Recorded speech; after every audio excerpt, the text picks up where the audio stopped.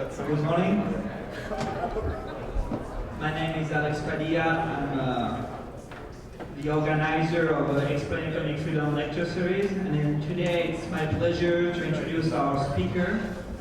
It is Peter Gleason. He's a BB&T professor for the study of capitalism at George Mason University. He was last year a visiting professor of economics in the Baker Center on Chicago Price Theory at the University of Chicago. He was also a visiting fellow in political economy and government at Harvard University, the Hefe Hayek Fellow at the London School of Economics.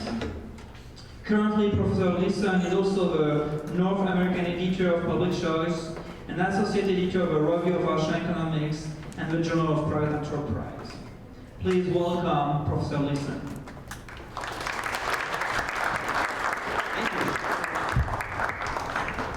Just move this up.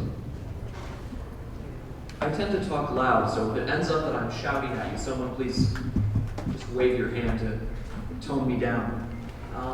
It's my pleasure to be here today, and what I'm going to do is to talk to you today about early 18th century pirates.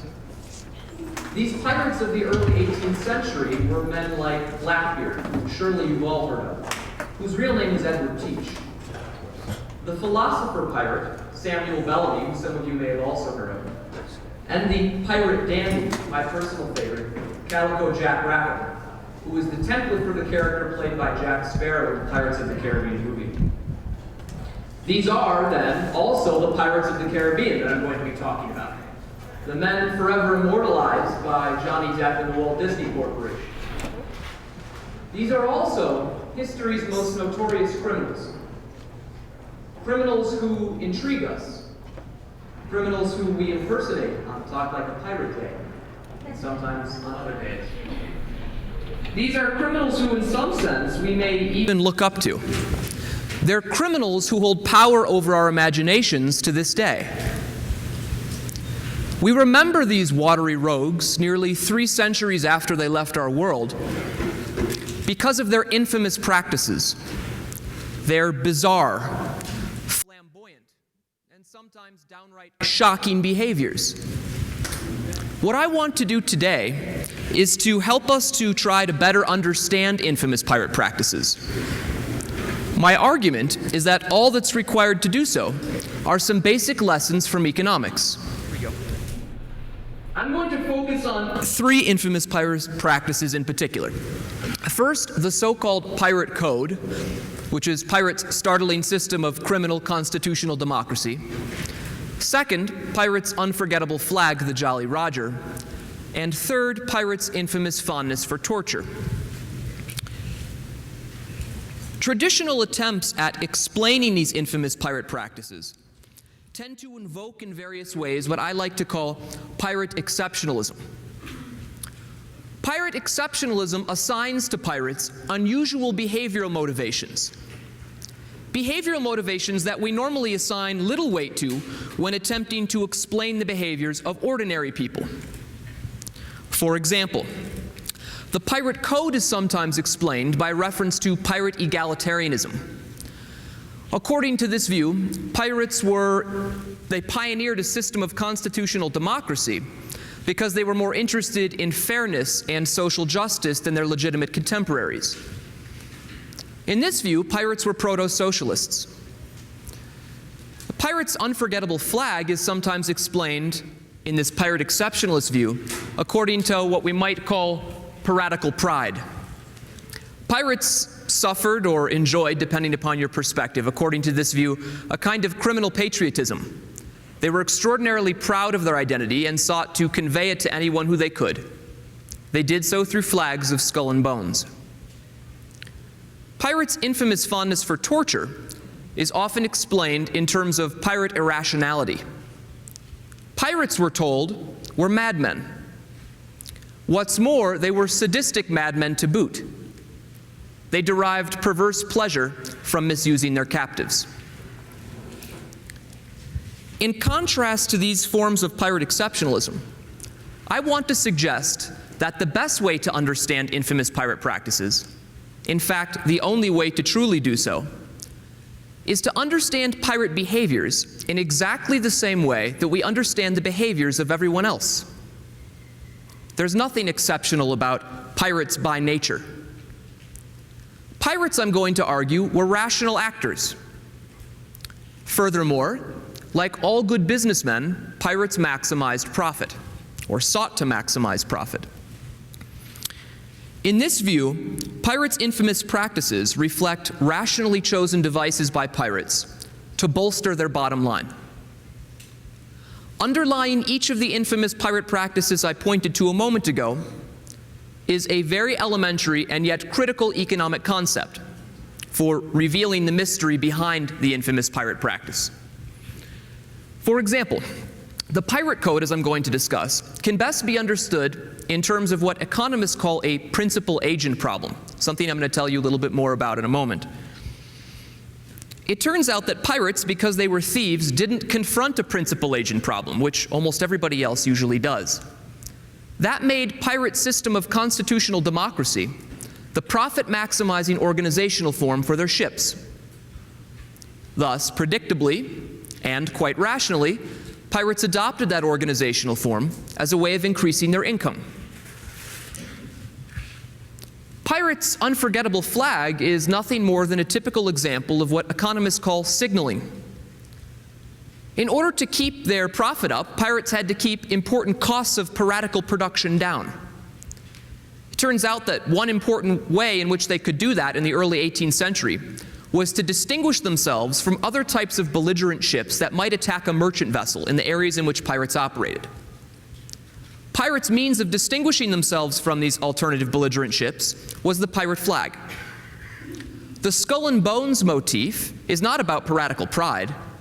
It's a rationally selected device by pirates to increase their profit. Pirates' infamous fondness for torture, as I'm going to discuss, can be understood as a solution to what economists call a credible commitment problem. Pirate captives, as you might imagine, were prone to try and hide or destroy their booty to prevent it from reaching pirates' hands after pirates attacked them. That, of course, threatened to undermine pirates' profit. What pirates wanted to do to prevent such behaviors was to promise to inflict heinous punishments on those who engaged in them. The problem was that, by itself anyway, pirates' promise to punish captives who engaged in those activities wasn't believable. I'm going to talk about why it wasn't believable in a little while. Pirates' solution to this problem of credible promises was to invest in reputations of insanity and cruelty. In the economic view, pirate sadism, or madness if you want to think about it in that way, was a rationally chosen behavior by pirates as a means of making more money.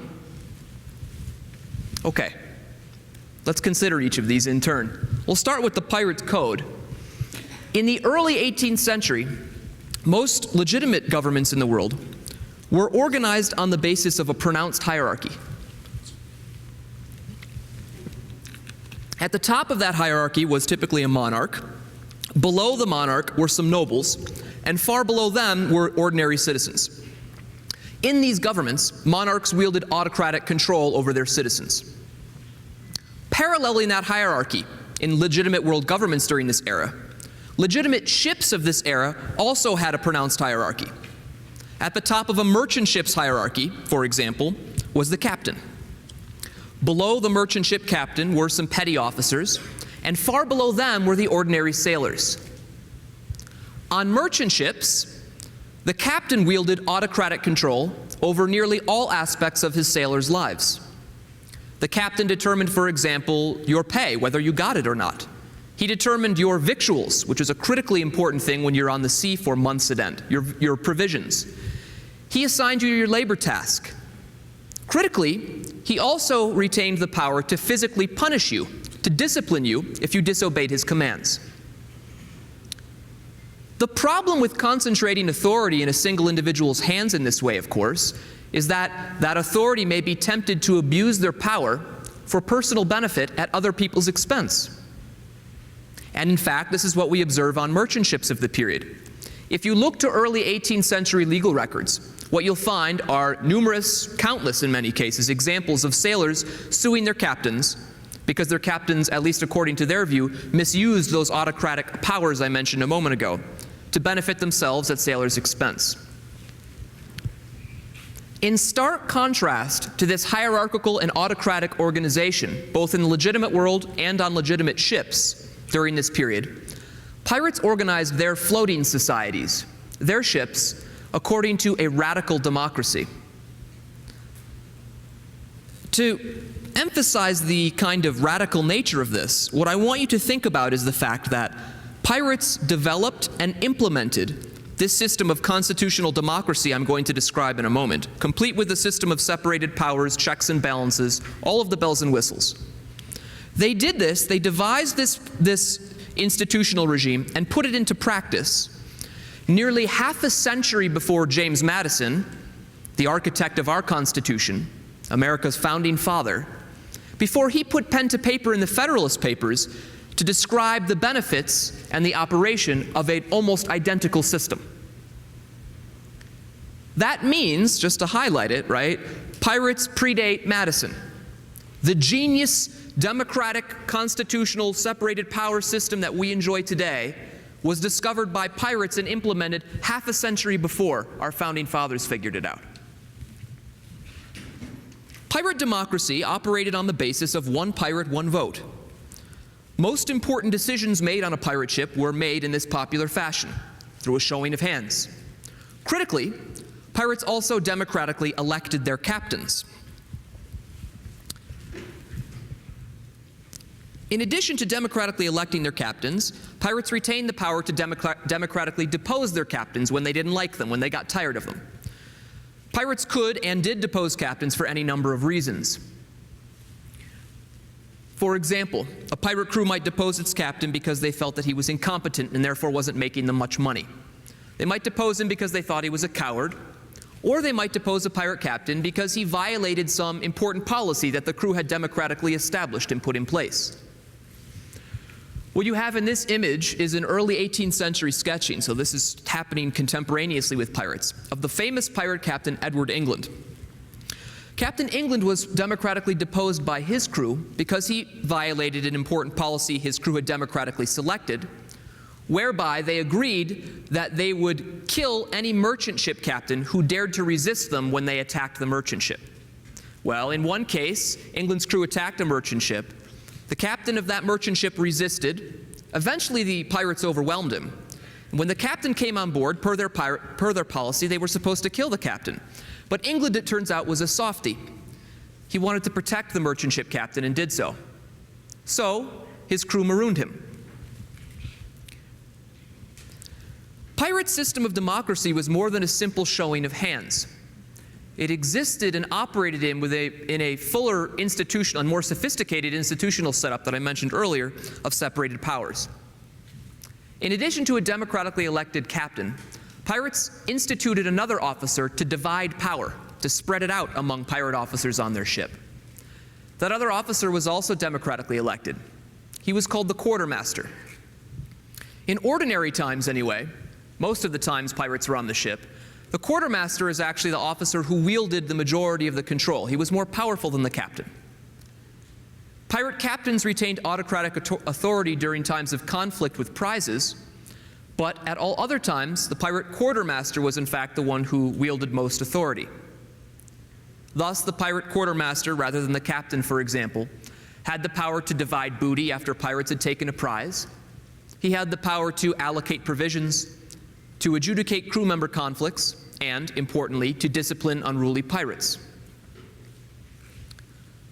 What's still more remarkable than the fact that pirates had this system of separated powers and democracy, as early as they did, is the fact that pirates went through the trouble of enshrining this system in writing. There were actual pirate constitutions that, just like our Constitution, that created these systems.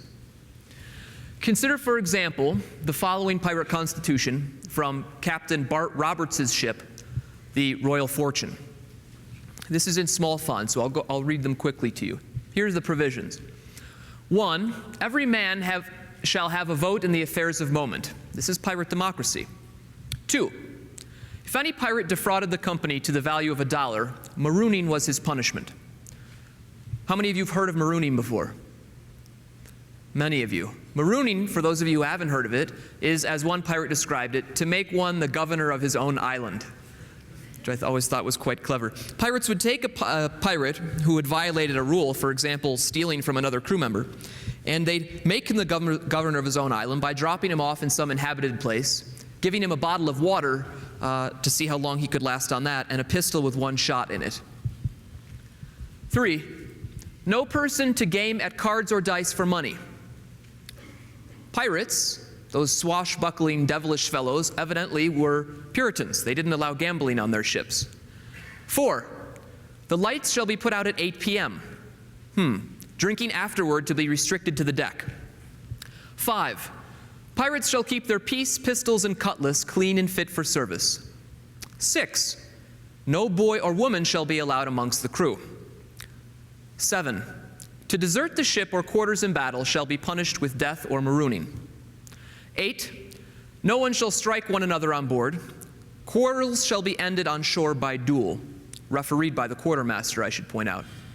9, if a pirate loses his limb or becomes a cripple in his service as a pirate, he shall have $800 out of the pirate's public stock, and he shall have lesser amounts proportionately depending upon the lesser injuries that he might suffer. 10, the captain and quartermaster shall receive 2 shares of any prize that are taken. The master, boatswain, and gunner will receive 1.5 shares of any prize that's taken. Other pirate officers will receive 1.25 shares. All other members of the crew shall receive a single one. Finally, and oddly, the musicians on a pirate ship shall have rest on the Sabbath day. Not exactly consistent with what you imagine when you think about pirates being constantly drunk, gamblers who did basically whatever the hell they wanted, shot at each other when they wanted, stole from one another. They were, after all, notorious thieves. And they're giving the musician the day off on the Sabbath.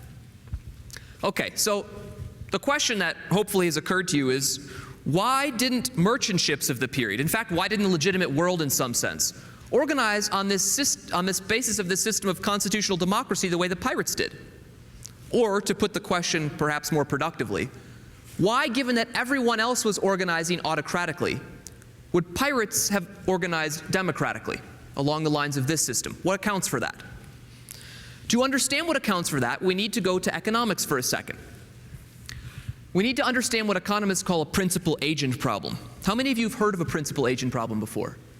Okay, good. Most of you have not, but some of you have. Let me try and explain it briefly. You've all probably heard of this problem, even if you haven't. You certainly have been part of it, even if you haven't thought of it in these terms. A principal is an agent who has a stake in is a person who has a stake in something. They hire someone called an agent to help them complete a task.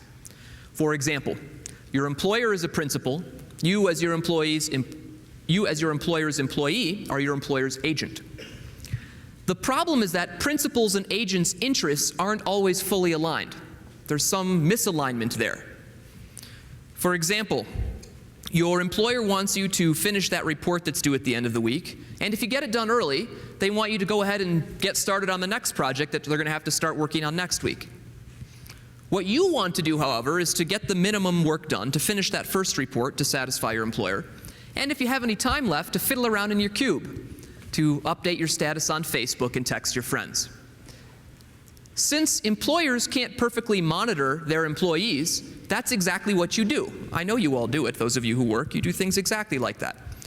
When you do, you are a principal-agent problem. There is a simple solution to help try and ameliorate problems associated, the conflicts associated with the principal-agent problem, and that is to endow the principal with some authority over the agents. Thus, your employer has the power to deny you your break time, to dock your pay, and to reward you if you do well. That authority over you helps to align your interests. There's still going to be imperfect monitoring. Your employer isn't going to hover over your shoulder, which is going to give you some scope for opportunism. That's what economists call the behaviors that when you're updating your status on Facebook, that's opportunism. So you're still going to have some temptation to do that, but you're going to do it less because of the authority that the principal has. The problem is that in giving the principal authority over the agents, we may solve, at least in part, the principal agent problem, but we create a new one. We now give a temptation, an incentive to the principal who has power over you to abuse that power for personal gain. So, for example, if your employer doesn't like you, they may unjustly seat your cube outside the bathroom door where it doesn't smell so good.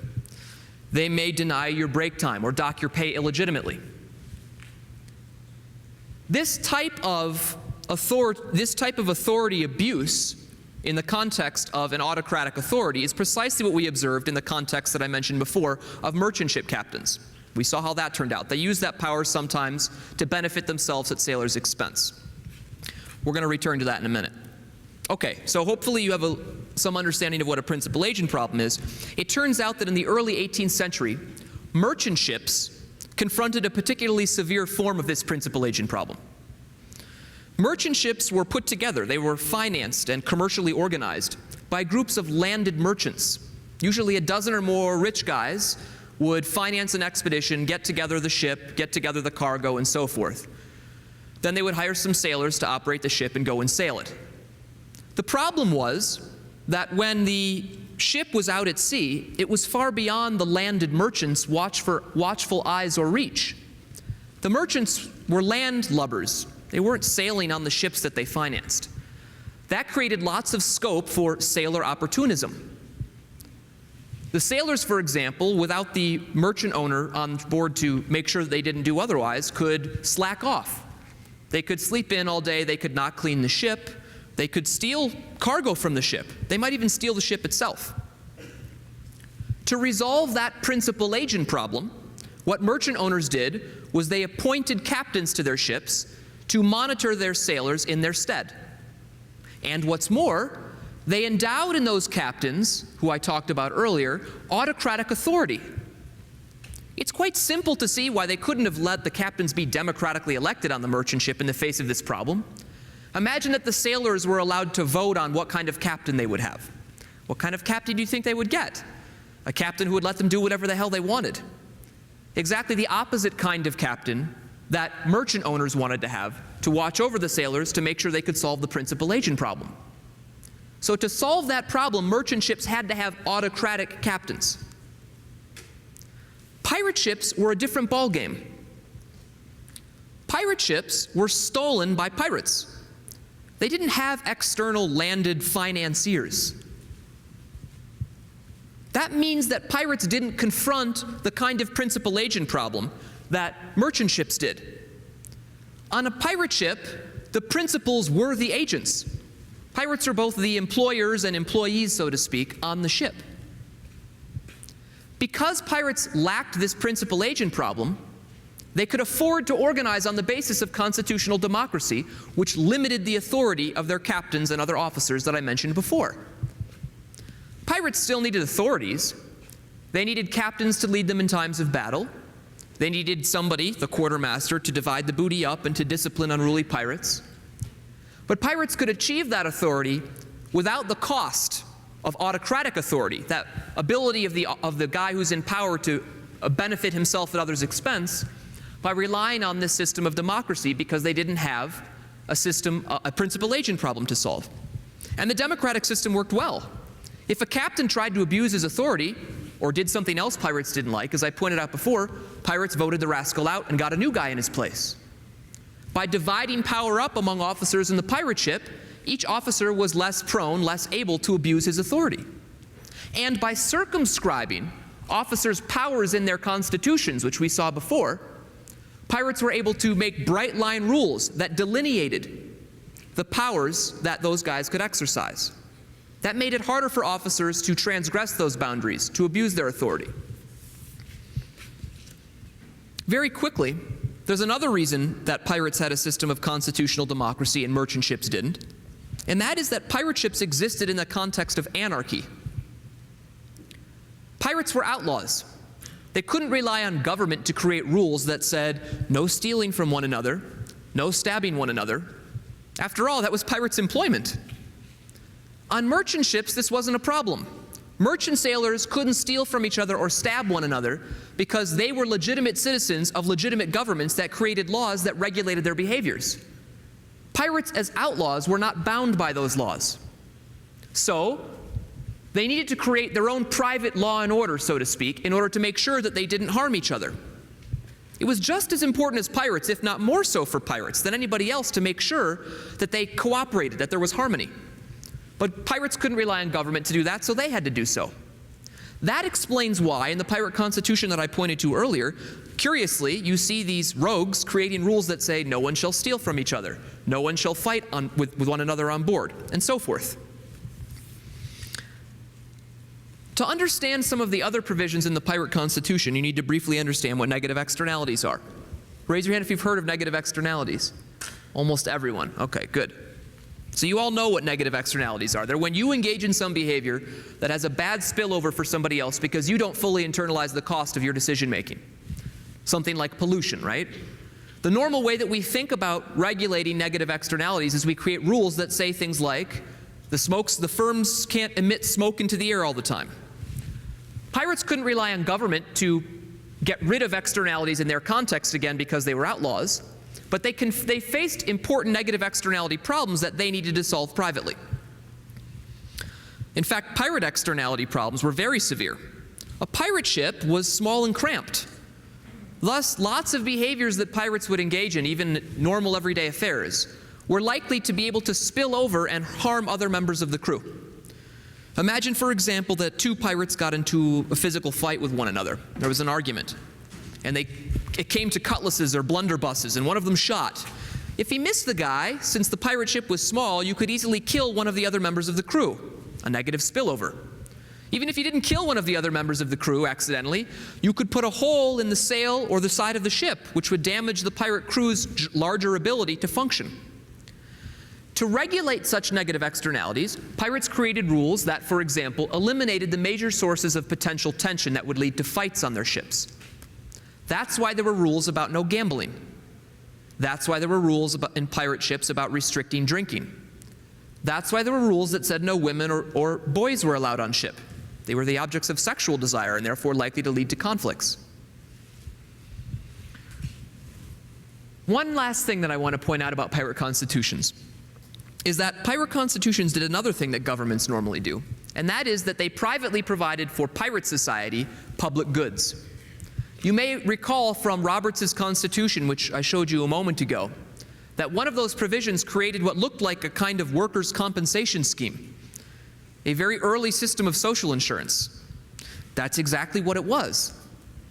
What pirates wanted to do, in order for a pirate crew to be effective, they had to incentivize each crew member to give their all in battle, for example, with a merchant ship. The problem from an individual pirate's perspective was that if he gave his all in battle, he would benefit a little bit, and his whole crew would benefit a little bit. But if he got hurt, if his leg got lopped off in a fight with somebody, for example, he would bear the full cost of that alone. That disincentivized him to want to give his full effort. Pirates' solution to that incentive problem was social insurance. If you got your leg lopped off, now you would get money out of the pirates' common pool of money, the public stock as they called it in the Constitution we saw before. That would reduce the cost of giving your all in battle, which would give pirates an incentive to exert full effort. Notably, although not in this particular constitution that I pointed to, pirates actually had very detailed provisions in these social insurance schemes. In some of them that we have, if you got your left eye poked out, that was a certain amount of money that you would get from the crew. Your right eye would generate a different amount of money. Your left leg would be a still different amount of money, and so on, throughout all the different appendages. Pirates, very rationally and economically, priced each of those appendages that a pirate might lose in a fight according to their value in work-related employments. Perfectly sensible system. Okay. I thought you might find interesting this early 18th century image of a makeshift pirate court. This is Anstis's crew, a captain, and what you see is the pirates here on land, and they've met in a tree to adjudicate around a tree to adjudicate some conflict. Okay, let's go on to the pirate flag. The pirate flag seems almost too good to be true. I mean, just think about it. It's a black flag with a skull and crossbones on it, an emblem that graces all kinds of products to this day. It seems more like the creation of an imaginative Hollywood producer than a flag that actual pirates could have flown. And yet, this flag, which as I mentioned earlier, was called a Jolly Roger, that's what pirates called it, this flag is a genuine and very important part of pirate history. The classic pirate ensign is the one that I mentioned a moment ago, black background, skull and crossbones. The first such flag of this variety appeared in 1700 on the French pirate Emmanuel Wynn's ship. What happened right after 1700 was this war broke out called the War of the Spanish Succession, and it didn't end until about 1714. When that war broke out, lots of guys who were engaged in piracy decided that they would engage in legitimate maritime marauding. They joined up as privateersmen or members of the Royal Navy during war. When that war ended, those guys all became unemployed, and so they naturally turned to pirating. So you have this huge burst of piracy that happens about 1716 and lasts until about 1730. 1730 is what marks what's called the end of the golden age of piracy. And during those years, we see countless references to the Jolly Roger flag. The skull and bones motif on black was a basic template for a pirate flag, but in fact, the pirate crew's flags were far more varied than that. They started from there and then kind of customized. There were flags that featured full skeletons. Sometimes they were red, sometimes they were white. There were flags that featured swords and flexing arms and hourglasses to indicate time was running out, and the devil stabbing a bleeding heart, and related symbols of strength, death, and destruction. I'll show you some images in a moment. What you have here is an early 18th century sketch of, this is Captain Roberts. This is the pirate, an image of the pirate whose constitution we looked at before.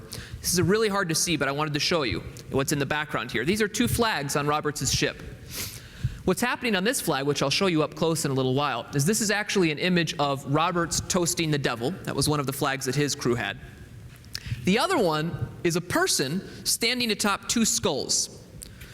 Under the skulls under one of the feet, it says ABH, the initials. And under the other skull, under the other foot, it says AMH.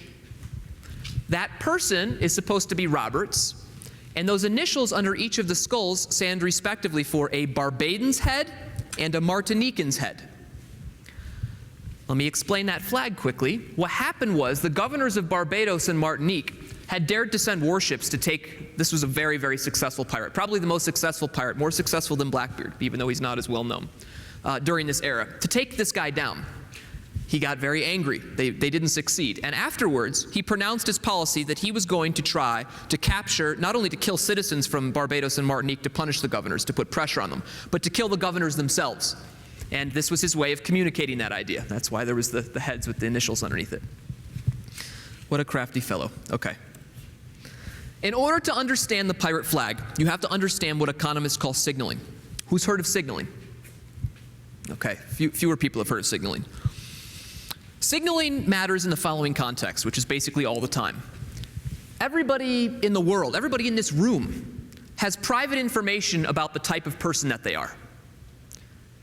You know whether you're stupid or you're smart, whether you're hardworking or you're lazy, whether you're responsible or irresponsible, and so on.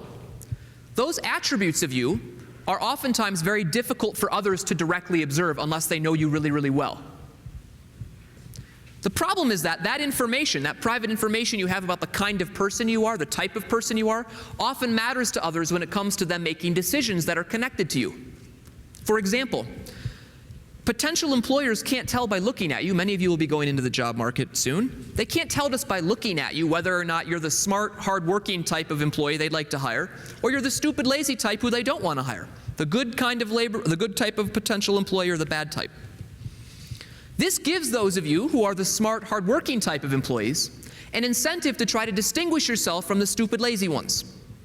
Because that way you'll get hired, right, and you'll make a higher wage than they will. Otherwise, the employer doesn't know what to do, right? He can't tell. He can't directly observe your type. The activities that you engage in, if you're the smart, hardworking type, to try and distinguish yourself from the other type of worker are what economists call signals. What's crucial for a signal to work, to communicate information about your underlying type, is that that signal, that activity you engage in, be more or less costly for you compared to the other type. Let me explain that a little bit. One common signal that all of you are engaged in to try and indicate your type to an employer is to get a college degree. Completing a college degree is harder, it's more costly in economic terms, for a stupid, lazy person than it is for a smart, hardworking one. Because of that fact, smart, hardworking people are more likely to get college degrees than stupid, lazy ones in this example. If that's true, right, an employer can look at your resume, even though they can't directly tell whether you're smart and hardworking, and they can go, oh, she has a college degree. She's the smart, hardworking type. She distinguished herself from the other type, who would be less likely to get a college degree. That signaling process only works, right, if in fact it's harder, if it's cheaper for the smart, hardworking type to get a college degree than it is for the stupid, lazy one. If it's equally easy or equally hard for everyone to get a college degree, the signal doesn't separate people. It doesn't sort people by type. There has to be a different cost for different types. When there is, it leads to what I just described. It's what economists call a separating equilibrium. One type sends the signal, the other type doesn't send the signal, and therefore the third party, the employer in the example that I gave, can figure out which type you are based on whether or not you sent the signal. That's the theory of signaling. What does that have to do with pirates? Let me tell you. In the early 18th century, pirates confronted, like all other business people, important costs of production. For pirates, the most important costs of production were those related to battle with potential prizes. If a pirate ship came up to a merchant ship and tried to overwhelm it with violence, it would lead to a big fight. And in that fight, pirates were likely to die. If they didn't die, they were still likely to get injured. Even if they didn't get injured, pirates were likely in this violent melee to damage some of the booty on the merchant ship that they were trying to take, which would reduce their revenue. If pirates were overly aggressive, they could actually sink the whole prize and have nothing to show for their efforts. Because of this, pirates, in order to keep their costs down, wanted to avoid violently overtaking their prey, their merchant ships. Contrary to the image that we have of pirates, what pirates in fact wanted to do was to be entirely peaceable in their interactions with those that they stole from. That helped them to make more money. In order to facilitate overtaking merchant ships without having to fight for them, pirates adopted a simple policy. And that policy was as follows. Pirates basically communicated, they said to every merchant ship, right, if you resist us when we attack you, we're going to kill all of you. We'll be merciless. But if when we approach you, you peacefully acquiesce to us, we'll let you live. This was a credible threat because pirate ships tended to be much, much stronger than the merchant ships that they attacked. Okay. There was a problem, however. The thing is this. Pirates weren't the only types of belligerent ships that might attack you if you were a merchant ship in the early 18th century. You might be attacked by a pirate if you saw a ship on the horizon and it came up and it looked ominous. It might be a pirate, but it also might be what were called Coast Guard vessels. Coast Guard vessels were these ships hired by the French and primarily the Spanish, officially to protect their colonies' trade monopolies from foreign smugglers who were called interlopers. These ships would oftentimes attack English merchant ships. Unlike pirate ships, remember, pirates were outlaws, so they could say any policy they wanted and it would be credible. They could say, if you resist us, we'll kill all of you, and that was believable. But these legitimate Coast Guard ships couldn't say that. They were kind of wimpier.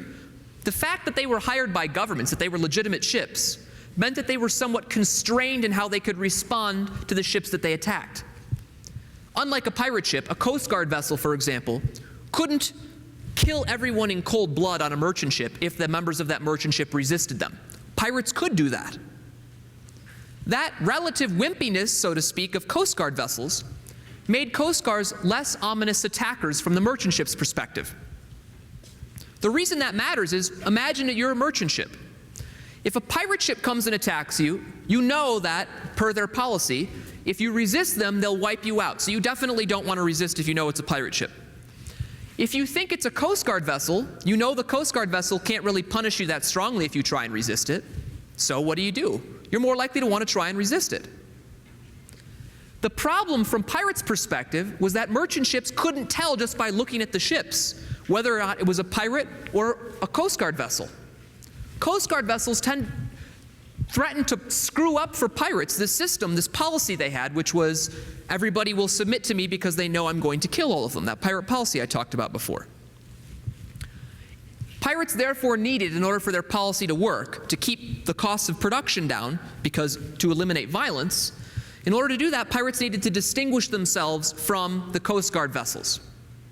The way that they did so was through a signal that was the Jolly Roger. That's why they constructed those flags. Now, remember what I told you in the theory of signaling comment a moment ago. In order for a signal to work, it has to be more costly for one type to send than for the other. If it costs the same for both to send, it results in what economists call a pooling equilibrium instead of a separating equilibrium.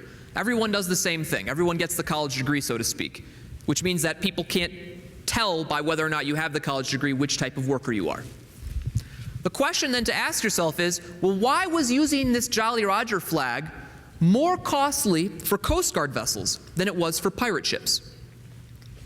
The answer to that question goes back to pirates' outlaw status. If pirates were captured pirating, they were hanged whether they had a Jolly Roger flag on their ship or not. They were engaged in illegal activity.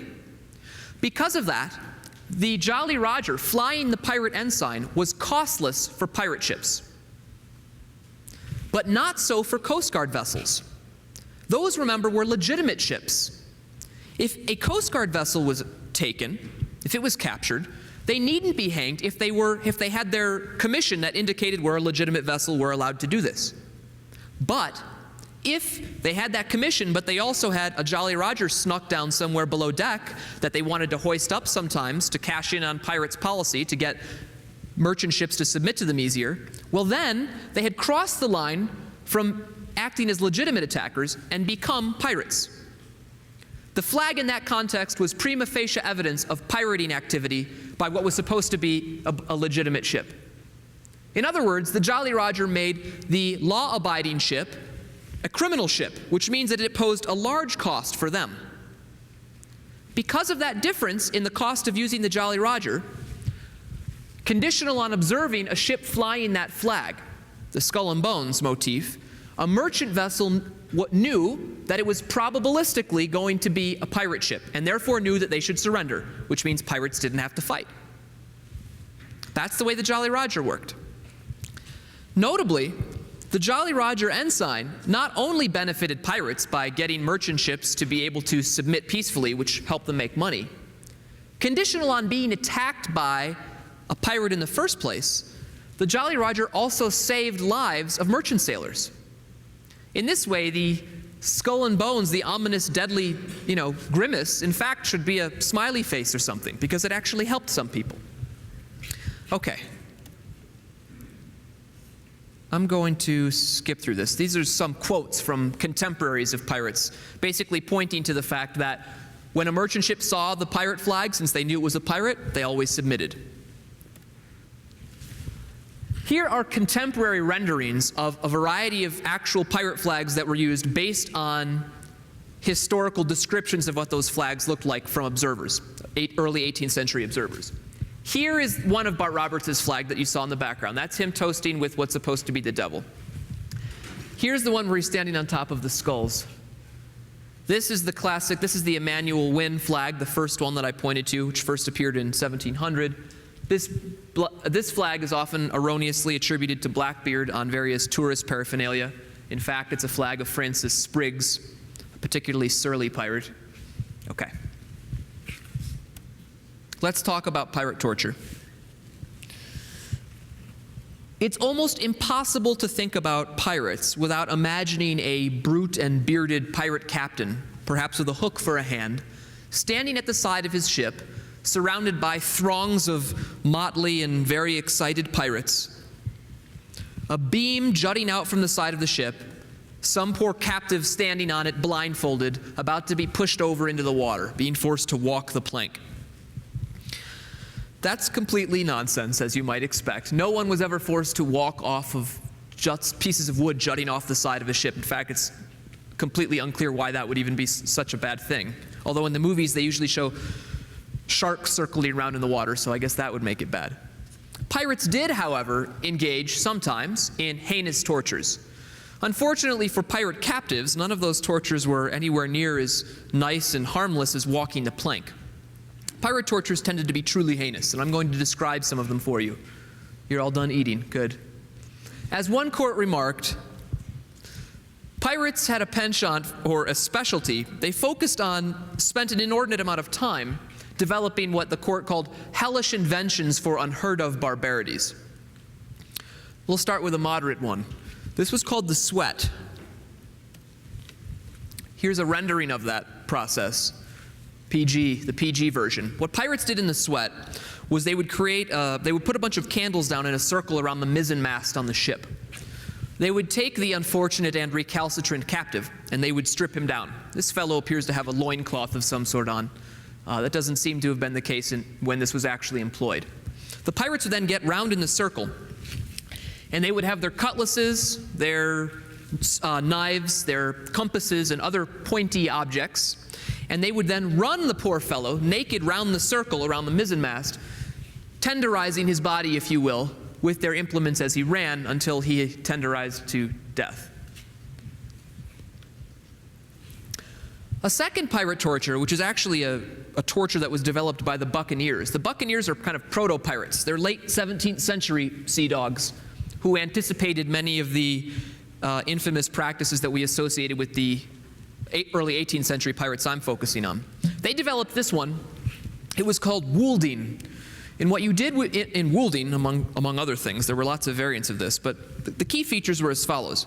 You would take a rope and you would wrap it around the reluctant prisoner's head and along their joints in some cases. And then you would wedge a piece of wood in there, a kind of bar.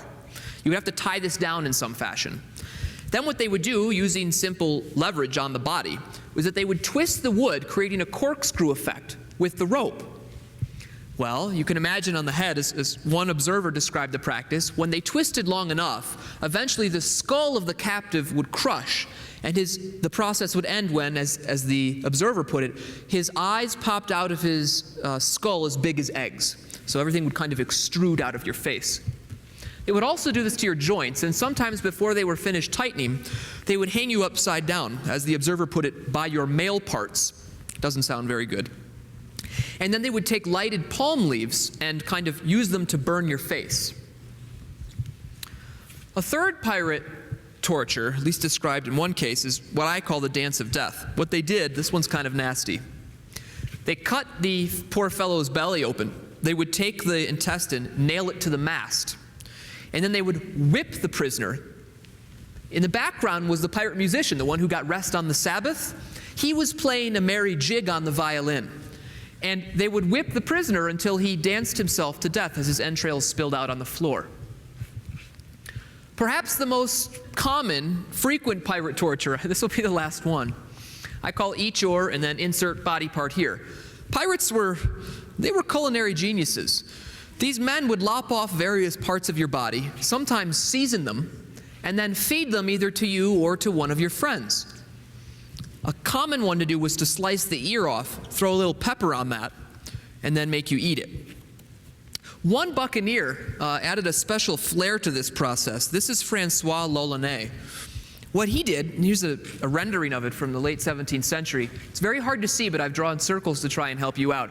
What he's doing here is he's cut open this fellow's chest and ripped his heart out. This is described in a buccaneering chronicle. And he's then feeding it here. That's being jammed into the mouth of one of his compatriots. Not quite walking the plank. Why did pirates do this? Were they really madmen? Were they really sadists? No.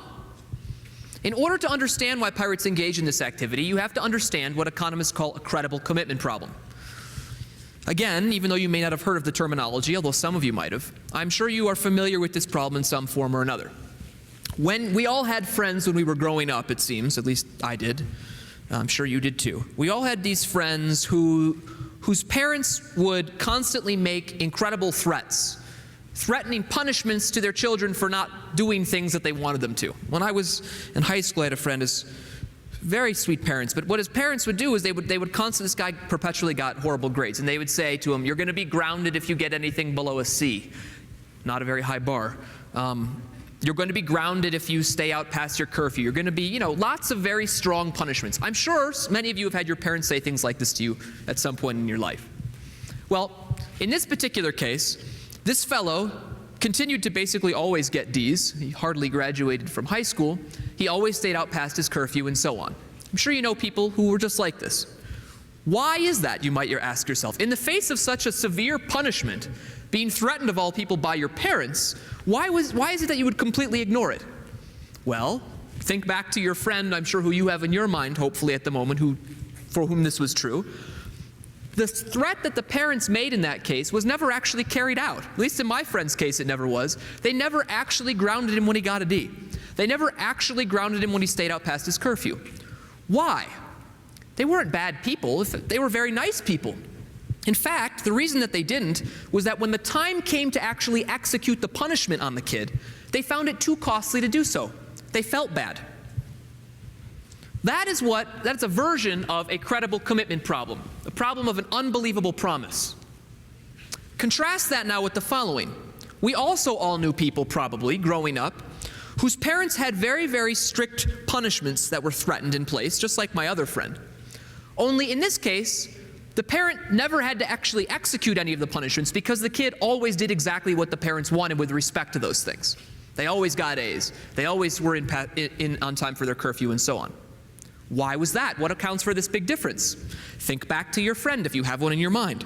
What did you know about that person's parents? Well, I'll tell you about my friend's parents. What I know about his parents, since I knew him for a long time, was that from a very early age, his parents were, in economic terms, investing in a reputation for toughness. When he did something when he was young that he wasn't allowed to do, that didn't come through on my microphone. It still didn't come through on my microphone. They hit him, right? Or they yelled at him, or they punished him. They actually executed the grounding. They did that at a very early age. He learned that the threat was credible because they engaged in it, and therefore when he was in high school, he was an angel. Not really, but he did what they wanted him to with respect to those things. The threat was credible. What were his parents doing? His parents were investing up front in a reputation for executing the punishments. When they invested in that reputation, right, that was a costly activity to do. They didn't want to punish him when he was young. They felt bad, like all parents do. But what that did was it meant later in life, when they still would feel bad, it would come time, let's say he had gotten a C, and so it was time to punish him. When it came time to do that, right, they would have been, if they hadn't followed through on the punishment, losing the whole value of that reputation they had invested in all the way up to that age. They would have engaged in a much, much bigger cost than the cost that they faced when they felt bad for punishing him. Because of that, they could credibly promise to punish their kid. And because they could credibly promise to punish their kid, they never actually had to execute the punishment because their kid always expected, in fact, that the parent would impose it, which means that they would comply, they would behave in the way that the parent wanted. That's the idea of creating a reputation as a solution to a credible commitment problem. Let's bring this to pirate torture. As I mentioned in the very introductory part of my talk, pirates faced two major threats to their profit in the form of victims after they had overtaken their ships. The victims were prone to try and hide the booty or to throw the gold overboard sometimes to prevent it from reaching pirates' hands. What pirates wanted to do was to say, look, we're going to do something really nasty to you if you do that. The problem was that, in any given particular case, if pirates expected, for example, that a captive was holding back booty, he hadn't given everything up to the pirate, the cost of imposing the punishment, pirates would have to fight with the guy in order to be able to actually punish him, plus they lost time pirating. And even if they were right and the guy had been holding back loot, the loot he was holding back may have been worth very little. Pirates may have had very little to show for that costly effort. In many cases, punishing the prisoner would have involved more immediate costs for pirates than benefits. Pirates' solution to this problem was just like the parent solution in the example that I gave before. Early on, pirates invested in reputations for madness and cruelty. They did that in large part through those heinous tortures. That's why the tortures were so heinous, to create a strong reputation. Notably, well, we don't have time to actually talk about this part right now. I'm going to move forward here quickly. Alex gave me the sign that we're running low on time. In addition to those tortures as a reputation that would prevent captive behaviors, Pirates did other stuff which we observe in the 18th century record. If you read newspaper accounts, what observers said, pirates acted insane in front of these captives. They ran around, they blasphemed, they burned Bibles, they threw stuff overboard, they said they hope they get shot and go to hell, they can't wait to meet the devil. Lots of craziness. They did that, in this view, as a way to invest in a reputation again for madness that helped to compel future prisoners to comply with their demands, to not hide and destroy booty from them. I want to very quickly, it's too bad I didn't leave enough time for this. I want to very quickly read you this description of Blackbeard for a moment. You could take this a step further. You could not just act crazy. You could actually invest in your physical appearance to look like a very, very scary guy who you didn't want to trifle with. That's what Blackbeard did. That was another way to invest in your reputation. Here's what the Observer says. Captain Teach, that was Blackbeard's real name as I mentioned before, assumed the cognomen of Blackbeard from that large quantity of hair which, like a frightful meteor, covered his whole face, and frightened America more than any comet that has appeared there in a long time. This beard was black, which he suffered to grow of an extravagant length. As to breadth, it came up to his eyes. He was accustomed to twist it with ribbons in small tails, and then turn them about his ears. 3 brace of pistols hanging in holsters like bandoliers, and he stuck lighted matches under his hat, which appearing on each side of his face, his eyes looking naturally fierce and wild, made him altogether such a figure that imagination could form an idea of fury from hell to look more frightful. That's a rendering of him. Blackbeard, right, his appearance, the reason that we remember him as Blackbeard, is evidence of pirates' investment in reputation. This man was not actually crazy, as I put in another slide. Maybe he was crazy like a fox. He invested in appearing this way so that people would comply with his demands. And it worked. Blackbeard, for all of his infamy, never actually killed a single person. He didn't have to. His reputation caused people to comply with him ex ante. Just like the parents never have to actually punish the child when they credibly invest in the reputation up front. Okay, I'm going to stop there. And if we have time, open it up for questions. I don't know what our timeline is.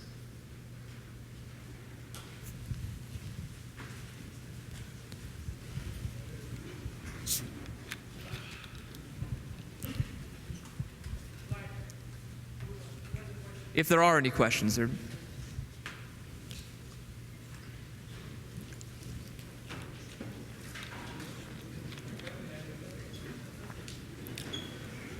if there aren't, thank you. Yeah. Please. Oh, yeah. Well, my conclusions aren't so much conclusions as they are a reference to contemporary pirates. So, one of the things that we know, right, piracy is supposedly surging again. These are the Somali pirates. And there's a couple of stylized facts, right, which clearly distinguish them from their early 18th century predecessors. The Somali pirates have no pirate code. They have no Jolly Roger. They have no flag at all. And they don't engage in torture. What accounts for this? And my argument is that what accounts for this is the fact, keep this image in mind, this is what a modern pirate ship looks like, 4 guys in a skiff. What I think it bears out is the fact that, first of all, these pirates, just like their predecessors, are rational profit maximizers. But these guys face different constraints. They operate in a different context than early 18th century pirates. So what makes for profit maximizing devices for them is different. And here are the particular features that lead to the differences that I pointed to a moment ago. Unlike early 18th century pirates, which, as I pointed out, had no external financiers and therefore no principal agent problem, and thus were able to organize democratically, Somali pirates do have external financiers. In this sense, they're much more like 18th century merchant ships. Because they have external financiers, they confront a principal agent problem, which means that they can't have democracy. Instead, they have autocratic captains. Further, modern pirates, unlike their predecessors, as I showed in that picture right before this slide, it's a couple of guys in a skiff. They spend almost no time together at sea. They're in and out trips. They spend most of their time together on land. The crews are tiny, they're not hanging out. Why does that matter? The reason that matters is that if a bunch of us were to get in a ship and spend an hour, 3 hours, even 5 hours going somewhere, we wouldn't need to, nor would it be profitable for us, to engage in the cost of creating a full-blown system of social order that regulated violence and gambling and had rules against drinking and so on. We're simply not together enough in a social setting to make that sensible. That's why I think these Somali pirates don't do that, whereas, of course, their early 18th century predecessors who spent years together on the water needed to do that. So those two reasons account for the absence of a pirate code in the Somali context. The reason that there's no Jolly Roger, there's no pirate flag in the Somali context is that, going back to the theory that I pointed to before, today if you're attacked by a ship on the water, you can safely assume it's a pirate ship. There are no other belligerent ships that are out there that might be attacking you. You have nobody to distinguish yourself from. There's no signaling problem, so there's no Jolly Roger. Modern pirates, in contrast to their predecessors made money by stealing predominantly by stealing the cargo and the ships off of the merchant ships. Modern pirates don't actually care about the cargo. They care about the cargo only in the sense that it helps them to boost their ransom prices. They make their money by ransoming prisoners. In that context, the last thing that you want to do is to torture your prisoner. A prisoner who comes back with a few teeth missing and an arm lopped off, having been fed his ear, fetches a much, much lower price than a happy, healthy prisoner. And that is why pirates, in fact, modern pirates, far from abusing their captives, for those of you who followed it in the news, what they actually do, the reports of those who are their captives are quite pleasant when they come back. Of course, they weren't happy to be held ransom, but they say things like, the pirates treated me nice, relatively, they didn't abuse me, they gave me a cell phone, they let me call my family. Why would pirates do that? Not because they're nice guys, they're not nice or bad in the economic view, they're just rational profit maximizers. And kindness in this context basically pays in spades. These features of modern pirates, in my opinion, make modern pirates completely uninteresting. Which is why, I've written some things about this and people often ask me about it, but the bottom line is I think they're just pretty damn boring because they don't face any interesting contexts. That was my concluding slide. Sure.